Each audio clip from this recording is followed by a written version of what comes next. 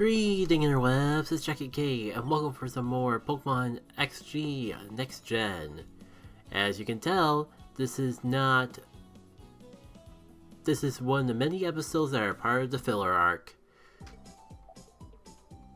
Because we are back with Battle Bingo, taking on the second card. And this was the card that had the description of, "This board will try to trick you." Oh joy, I cannot wait to be bamboozled and have absolutely everything ruined in the process. Okay, Pidgey, simple enough. I got the electric type. Electric type takes care of bird. Maybe this won't be so bad after all. Okay, sure, Air Slash could be annoying, but we double resist that. We're never going to take any damage from that. That thing was never a threat to begin with. I'm sure everything else will go just as smoothly.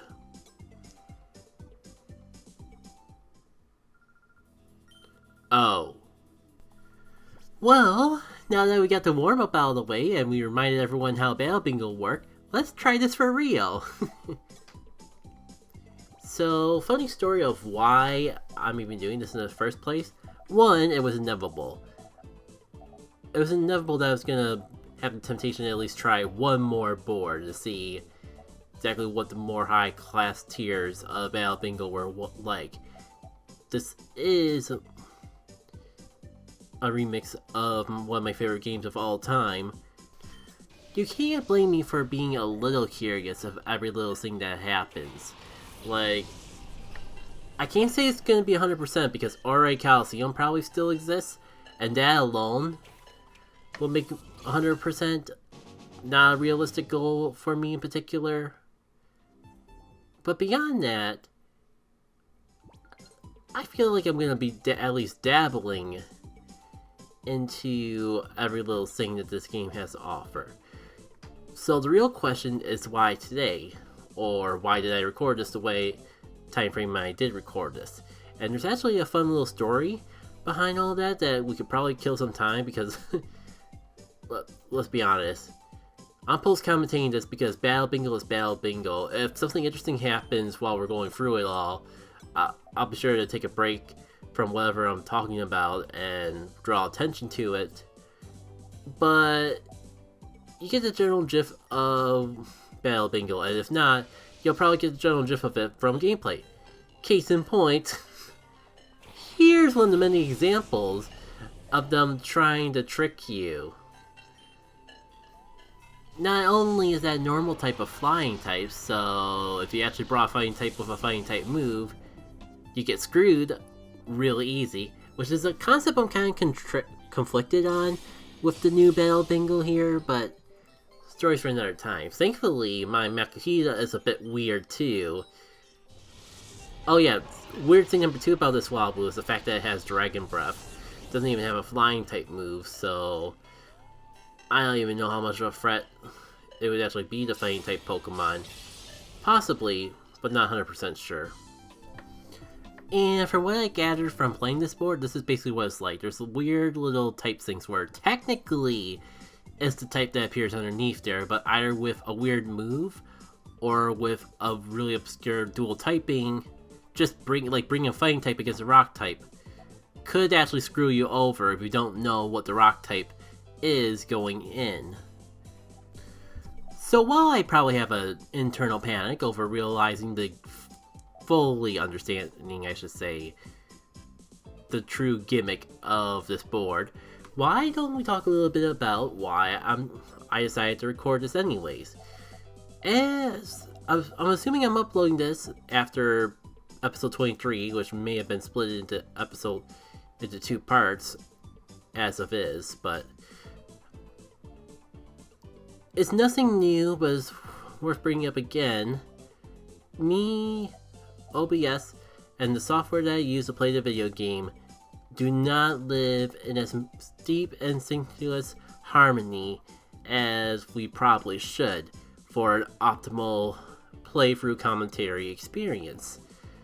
So, in my experimentations of trying to find alternative ways to improve my recording experience, oddly enough, the one that seems to be working the most is just using a different computer account on my computer. I know why that is, but that's a bit of a long, technical, and maybe too personal of a story.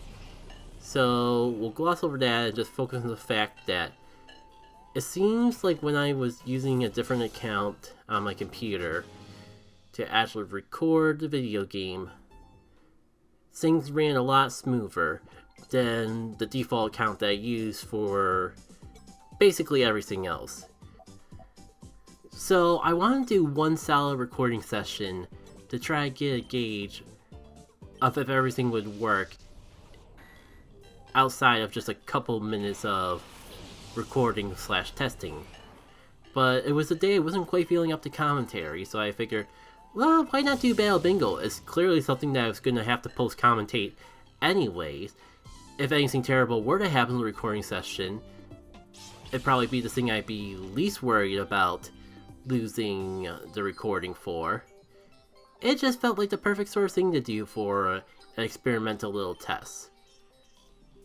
So let's be so, depending on your perspective, you can thank how much trouble it's been to record this LP / playthrough series in the first place for actually getting more Battle Bingo in the first place, because if not for this, I probably would have procrastinated this as long as possible, especially when the description of the very second board read, "This board will try to trick you." Isn't that fun? Just having the whole gimmick of Battle Bingo being trying to strategically line up things based on your knowledge of the type charts, and having the game flat out tell you that that knowledge will be completely pointless going into it. I will say though, this one wasn't as bad as I was expecting it to be. It does take a couple tries, and that's not even including that terrible first attempt that I barely want to even count as an attempt in the first place. So it was a little tricky, but it wasn't so bad once I actually had a chance to see what's underneath all the panels. It was even enough to kind of warm me back up to Battle Bingo and go like, oh hey, maybe this whole side project of recording Battle Bingo boards won't be as bad as I thought. And then I did Battle Bingo board 3, but I'm getting ahead of myself. So before we get too off tangent, let me talk about how I'm going to handle these Battle Bingo videos. Overall, things are going to be sped up because even though each one of these battles are distinct, you get the general idea of what the battle's about from the first move, since all the Pokemon only have one move.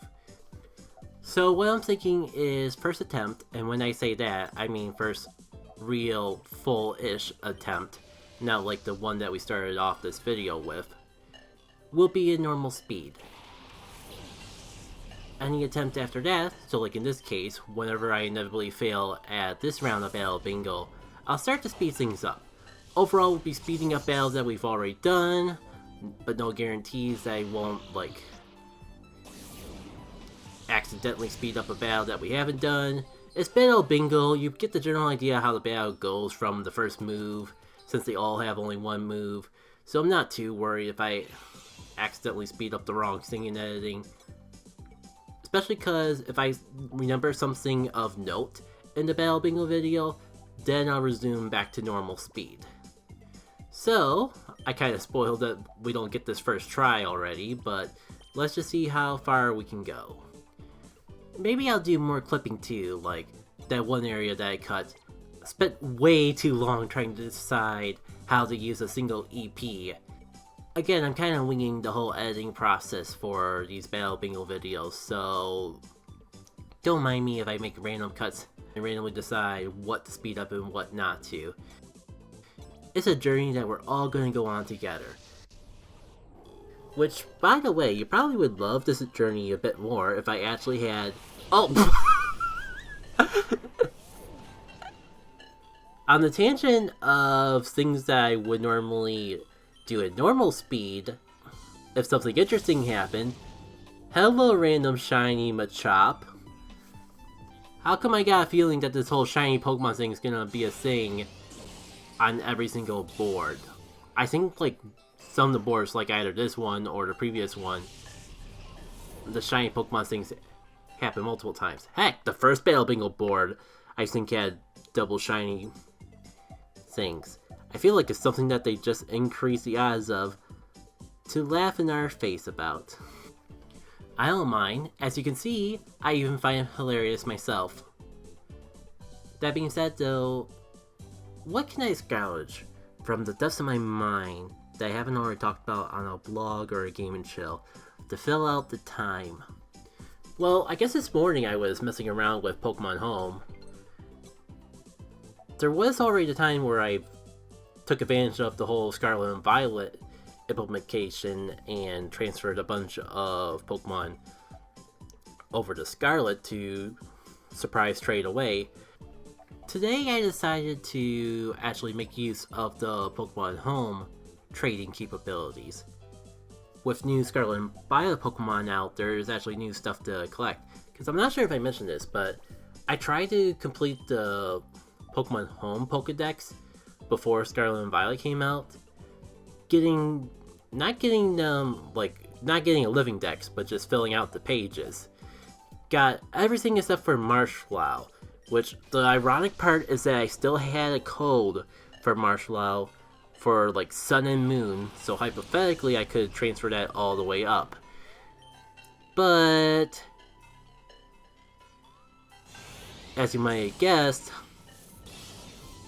Wonder Trade, or the mystery gift event for Ultra Sun and Moon, I forget which one it was, has been dead for a long time now. And since you can't GTS trade, you apparently can't ask for a Marlowe in GTS, or do GTS trades like that. I was just out of luck. So I managed to get every Pokemon in the Pokemon Home Pokedex, except for that one.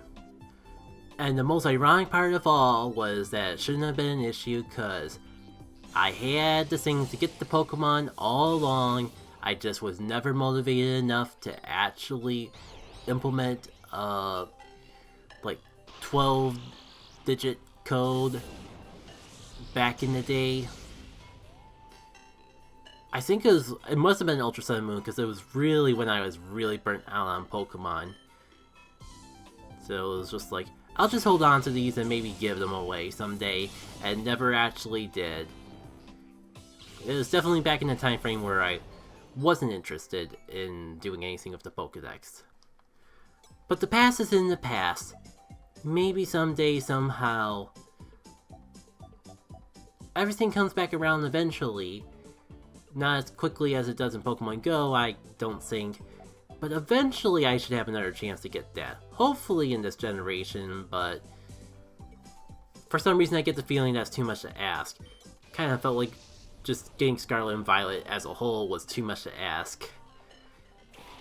But that's not even the whole tangent of why I was even opening up Pokemon Home. That was just past in the past. So anyways, new Pokemon games being integrated with Pokemon Home means that National Pokedex got extended again. So everything was for naught. At least unless I actually go for the trouble of getting all the Scarlet and Violet Pokemon into the bank. Which, when actually looking at a National Pokedex list, the number of new Pokemon doesn't seem that extreme. It just looked like there was a ton of Pokemon because Scarlet and Violet were open world games with lots of Pokemon roaming around, and they just I don't know if I want to use the word scattered or piecemeal. Point being, they did a good job spreading the new Pokemon so that there was always something new everywhere you went. And they managed to have so many Pokemon in general that it really felt like that there were Pokemon everywhere. And it really made the new Pokedex list bigger than it looked. Also, you can tell when I'm screwed when I have to give up on a Battle Bingo attempt. Well, better luck next time. Back to the story. So yeah, between that and the fact that I actually beat the game, actually playing to the credits of Pokemon Scarlet, which is more than I can say about my playthrough of Pokemon Sword, whereas mostly just I didn't get the game until after Crown Tundra DLC came out, and 2, basically only played it to get to Crown Tundra, occasionally dabbling in the main story here and there, but never bothered to beat the Pokemon League. I saw that post-game on YouTube, and I did not like that post-game so much that I thought it would be funny to just canonically never become the Pokemon champion in Galar. Better that than to have any of the events of that post-game be canon in my personal Pokemon adventures. Alright, one of the first noticeable things from this Battle Bingo attempt, this Lunatone. This Lunatone was a pain in the butt. This Lunatone is going to carry us for the rest of this Battle Bingo in return, and as you can see here, this is when the speed up time became the play time. Yeah, all that to say was my interest in Sword Shield was probably the lowest that's been with the Pokemon series. Not to say that it's my least favorite, as much as it sounds that way, but I was the least interested in playing it. I got the game for Dynamax Adventure, and that's where 99% of my interest lies. Hate to say it, but I never even bothered completing all the gameplay into Crown Tundra. Didn't get any of the legendaries in it. Relied on a friend to actually get those Pokedex entries. So that's probably the reason why it was so much more daunting to complete the National Pokedex back when Sword and Shield were the newest games than when Scarlet and Violet were the most recent Pokemon games. Because meanwhile, like, the main things I don't have in Scarlet and Violet are version exclusives and the legendaries. It's kind of another Sword and Shield situation where I just haven't had the ambition to go seek out the legendaries in Scarlet and Violet. Like I probably said in previous videos, my interest in the game died out quite a bit as soon as the credits played. To be fair, that's better than how Sword and Shield went out though. Oh hey, it happened again. Yeah, I guess also the fact that the DLC for Scarlet and Violet hasn't come out yet means that there's less new legendary Pokemon to hunt out. Although 4, on top of the Miraidon and the bike Pokemon that the game just gives you, that is quite a bit for just random legendaries not associated with any sort of story beats. So we'll see just how much I struggle with completing the National Dex in Pokemon Home. Kinda got a gut feeling I might try to weasel my way out of doing that. Maybe use the fact that I still play Pokemon Go to my advantage to try to find some things in there that would be rare to the normal player and use that as leverage to get the Pokemon. Maybe like some shiny Pokemon or something, I don't know. I feel like I've done that at least once and got away with it for some other legendary Pokemon. Forgot which one and which, but point being, if I was easily able to get all the Iron Pokemon, because I got Scarlet and the Iron Paradox Pokemon are the other version, if I was able to get all of those just from trading the Pokemon Go exclusive form of Gamecube, then perhaps I can find a shiny or something that people would want so bad that it'd be worthwhile to trade in exchange. I feel like that's taking a little too advantage of the powers, especially when those are Pokemon that I would just wonder trade away for free, but if people are willing to trade them, and they got something they want in return, then who am I to deny such a trade? Again, I could play Scarlet and Violet. That does require playing more Scarlet and Violet, and I think I've been over already just how iffy I am about playing the game now that I've beaten the story, aka my main drive to play the game in the first place. Over the past couple of weeks, I've noticed that drive has been a bit more than usual, but I'm not sure if it's actually enough to actually do more in the game besides surprise trade and maybe a raid every now and then. Assuming the raid's not too hard, because then I get frustrated with the raids and just give up on Scarlet and Violet altogether, all over again. It's a complicated relationship that could basically be boiled down to, I already bought the game, I'm not giving my money back for it. I think I put enough time into it that I shouldn't be able to get my money back for it. So if there's something I want to do in the game, then why not do it? I already put a Gimme Ghoul into the GTS for one of the legendaries, which is definitely overkill. Like, that is not fair trade on my part, and like I put it in only to get myself out of GTS, cause it felt like I was spending all morning just on my phone messing around with the GTS and seeing how many of the new Pokemon I could get just from trading. So I had to do a super unrealistic trade just to get myself to step away from it. Oh yeah, this whole tangent was started off by the fact of I started messing around in the GTS and trying to get as many of the new Scarlet and Violet Pokemon that I could via Pokemon Home. That's the whole reason I was talking about the games in the first place. What do you know? We made the tangent go full circle. So this whole mess started off innocently enough. I was just opening up Pokemon Home, saw that I had all these spare Gimme Ghouls, and I wanted to trade them away, give them off to people who actually wanted them. But I wasn't content with just wonder trading them away.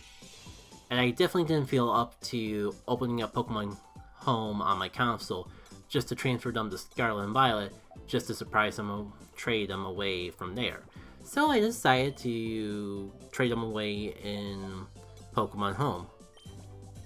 Before I did though, I realized I never bothered to check out the GTS ever since the Scarlet and Violet update. So I decided to look into that. It started out fairly enough. It's like, well, I got all these spare Gimme Ghouls. What sort of Pokemon do I not have in Scarlet and Violet already? Because I played the whole game, so if I were to just transfer all the Pokemon I had to home, I have a good chunk into that Pokedex already. So what else do I actually need before I do that? Because I'm not feeling ambitious enough to do it today. And for one, I discovered that the cute little Ice Ball Pokemon doesn't evolve into the Pseudo-Legendary, which I could have sworn did because that thing was ice, it was in an icy area, and the Pseudo-Legendary is an Ice Dragon type.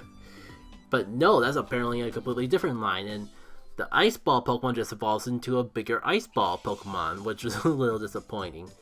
But made me realize that, never got that little baby dragon as part of that Pseudo-Legendary line. Maybe I'll put one of these Gimme Ghouls up for trade for that. And almost instantly, I had the Pokemon. So then I got thinking, how far can I go? So then I started requesting the Iron Pokemon, because like, sure, they're super powerful and a bit harder, probably a bit harder to get to, but people who are really dedicated to the game probably already have several dozen of them because they aren't event exclusives, they're not legendaries. If you know where to find them, you can keep going back there and getting more and more and more, I presume. Oh wow, we're already done with Battle Bingo and I didn't even finish my story, dang it. Spoilers, the trades work. I have pretty much the entire Iron line, despite having Scarlet and not the other version, purely from putting Gimme Ghoul and Cleavers on the GTS.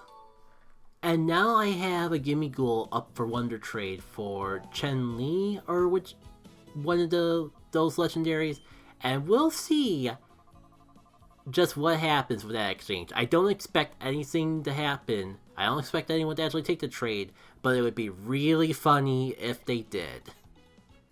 So there's a special item you get for Battle Bingo 2, a scope lens, and a whole bunch of Pokécube pawns. So that does it for Battle Bingo 2. Next time on the Battle Bingo board, Oh boy, I hope you all have fun with the next Battle Bingo board. Because I certainly could have had more fun. Definitely was reminded why I was dreading to do these boards in the first place. Take care.